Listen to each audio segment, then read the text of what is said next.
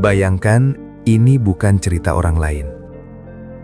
Bayangkan ini terjadi pada seseorang yang kamu kenal. Tidak ada penculikan. Tidak ada senjata.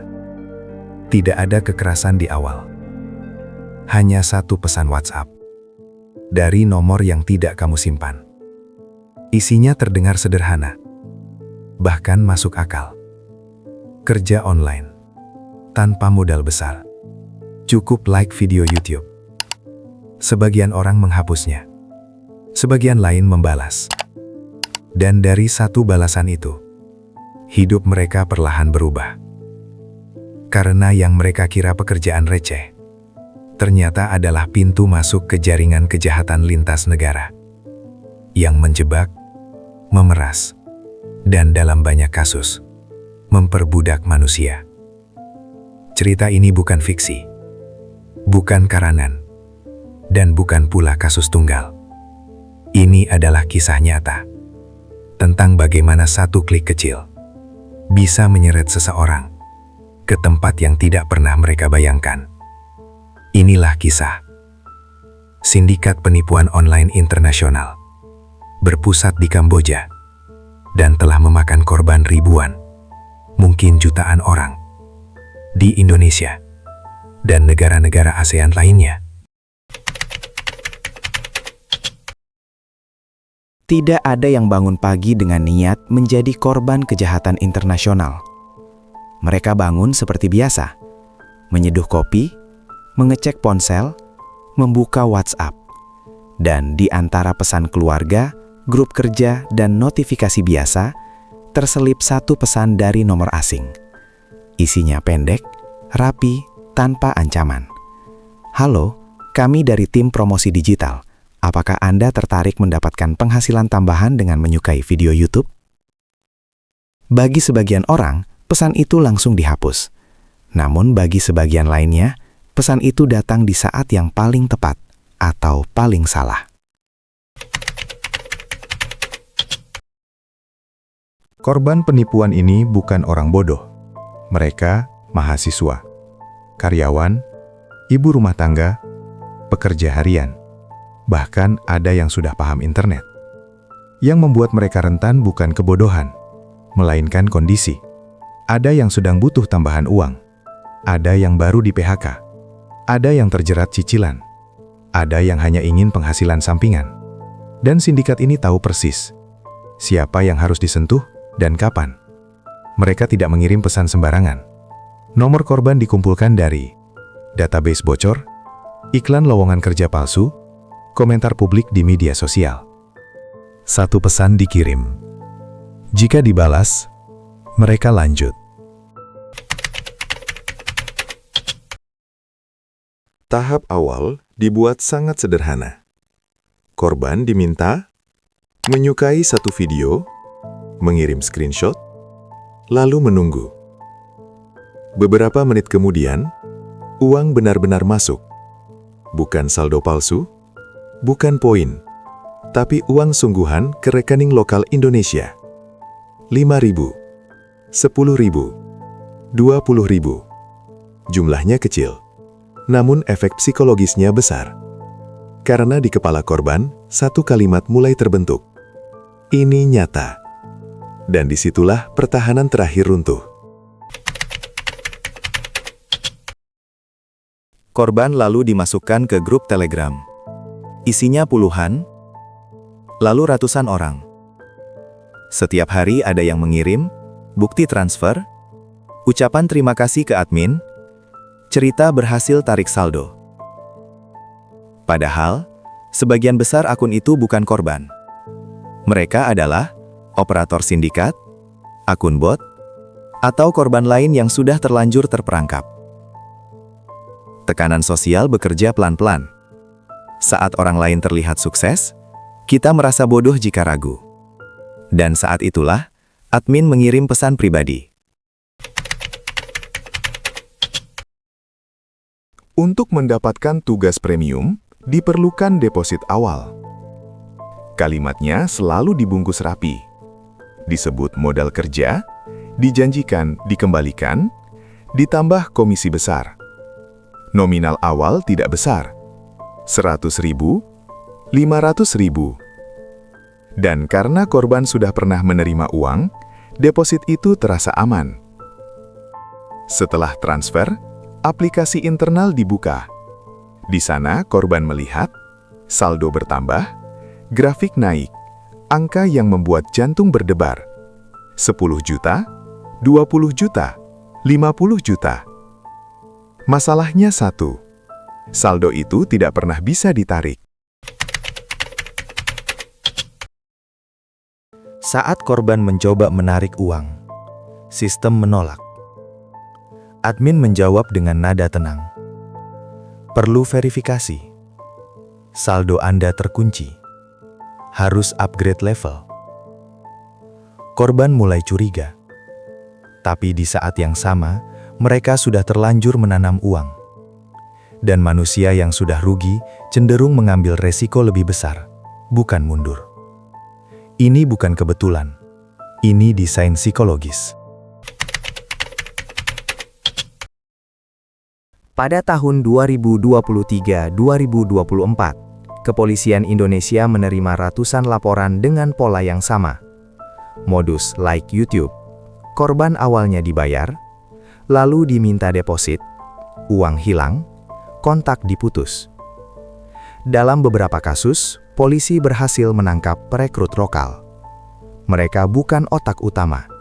Mereka hanya kepanjangan tangan.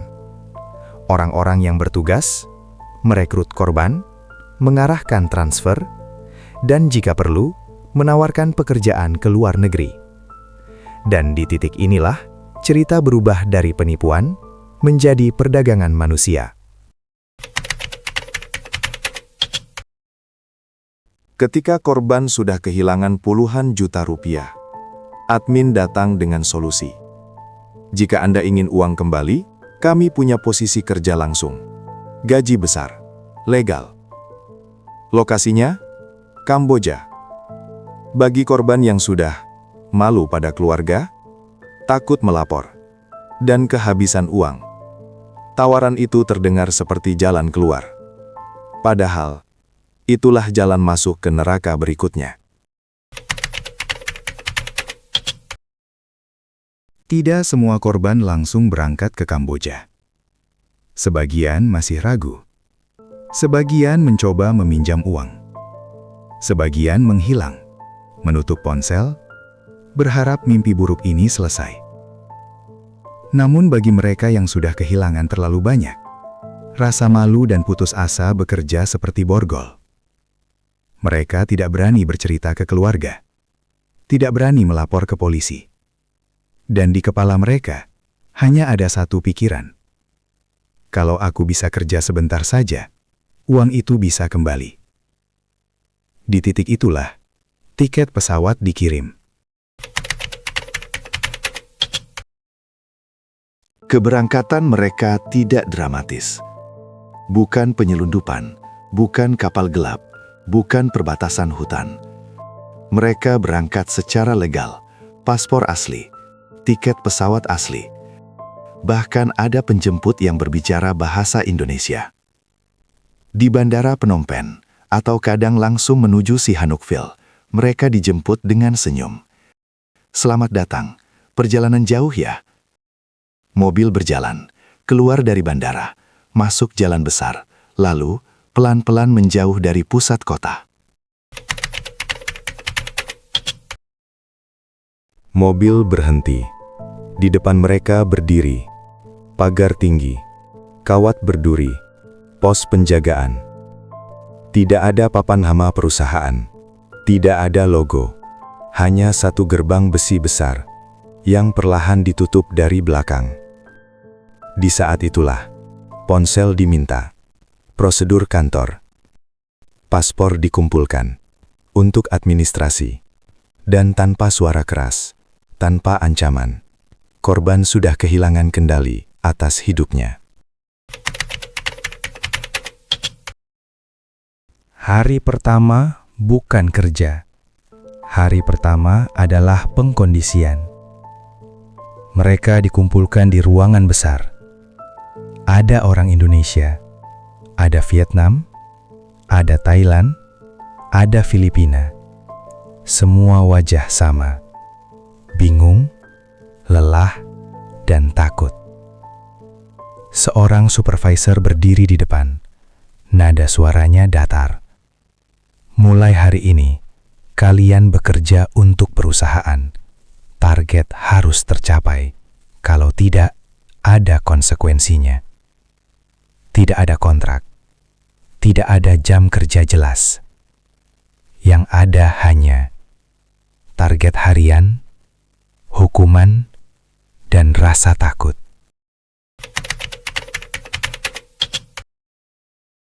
Pekerjaan mereka bukan promosi, bukan digital marketing. Mereka dipaksa membuat akun palsu, menggunakan foto curian, berpura-pura jadi orang kaya, duda, janda, investor. Skrip sudah disiapkan, kalimat demi kalimat. Bagaimana menyapa, kapan bersikap manis, kapan menawarkan pekerjaan like YouTube. Ironinya, modus yang sama dengan yang menjebak mereka dulu.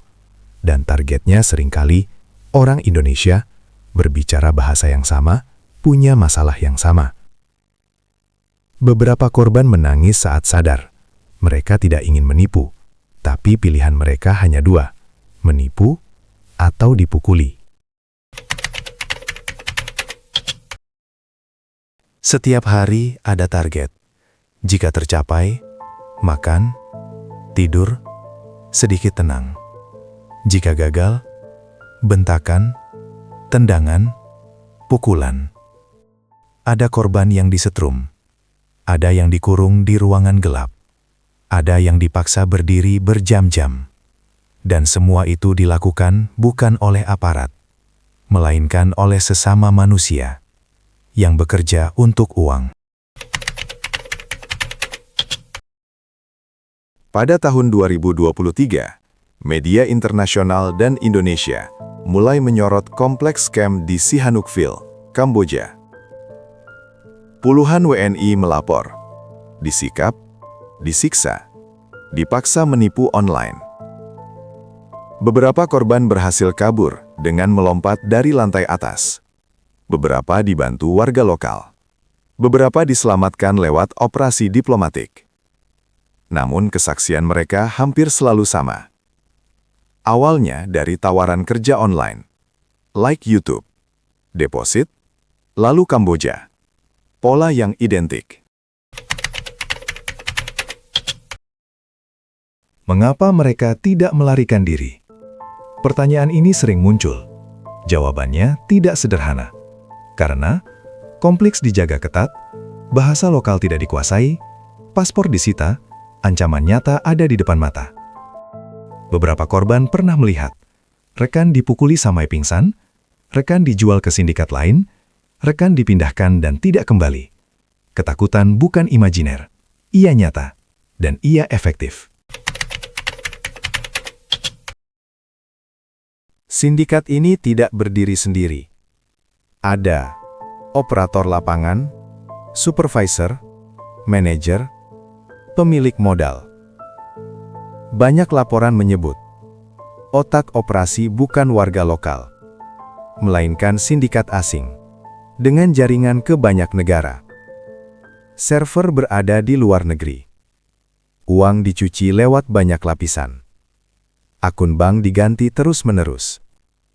Sementara korban mudah diganti.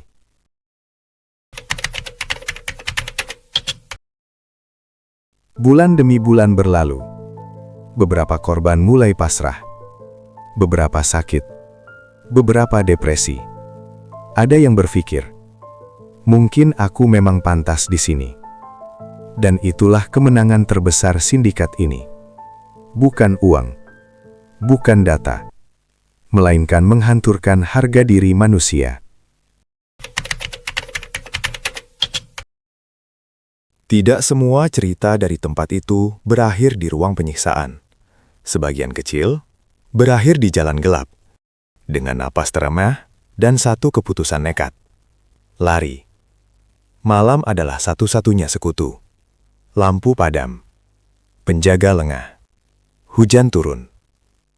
Beberapa korban berlari tanpa sepatu, melompati pagar, menyusuri gang sempit, menyembunyikan wajah. Ada yang tertangkap kembali, ada yang dipukuli sebagai contoh. Namun ada pula yang berhasil. Dan dari merekalah, cerita ini akhirnya keluar.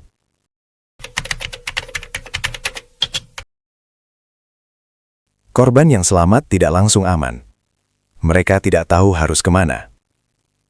Tidak punya paspor, tidak punya uang, tidak bisa bahasa lokal. Sebagian mengetuk pintu warga, sebagian menghubungi kedutaan dengan ponsel pinjaman. Sebagian hanya duduk di pinggir jalan, menunggu pagi. Disinilah peran diplomasi mulai bekerja. Kedutaan Besar Republik Indonesia menerima laporan. 1, 2, puluhan. Polanya sama, lokasinya berdekatan, dan ceritanya nyaris identik. Dalam beberapa kasus, aparat setempat melakukan penggerebekan. Pintu besi dibuka, ruang kerja penuh komputer. Puluhan orang ditemukan di dalam. Ada yang menangis, ada yang diam, ada yang tidak percaya ini benar-benar terjadi. Namun penyelamatan tidak selalu berarti akhir. Karena sebagian pelaku kabur lebih dulu. Sebagian korban tidak mau bersaksi. Sebagian kasus terhenti di tengah jalan. Hukum lintas negara bergerak lambat, sementara sindikat bergerak cepat. Di Indonesia, polisi mulai menindak perekrut lokal. Mereka yang memasang iklan, menghubungi korban, mengarahkan transfer. Beberapa ditangkap, beberapa diadili. Namun satu fakta pahit terungkap. Mereka bukan aktor utama. Mereka hanya rantai paling lemah, yang mudah diganti, yang mudah dikorbankan. Sementara otak utama berada jauh di luar jangkauan. Mengapa kasus ini terus berulang? Jawabannya tidak nyaman. Karena keuntungannya besar, risikonya kecil, korban tersebar, dan rasa malu membuat banyak orang diam. Selama masih ada orang yang ingin uang cepat, butuh pekerjaan instan, percaya pada pesan anonim, selama itu pula modus ini akan hidup. Ia bisa berganti nama, berganti platform, berganti wajah, namun intinya tetap sama. Korban yang pulang tidak langsung sembuh. Ada yang tidak bisa tidur. Ada yang trauma dengan ponsel. Ada yang merasa bersalah seumur hidup. Bukan hanya karena disekap, tapi karena satu kenyataan pahit. Aku pernah menjadi bagian dari penipuan itu. Beban itu, tidak semua orang sanggup memikulnya.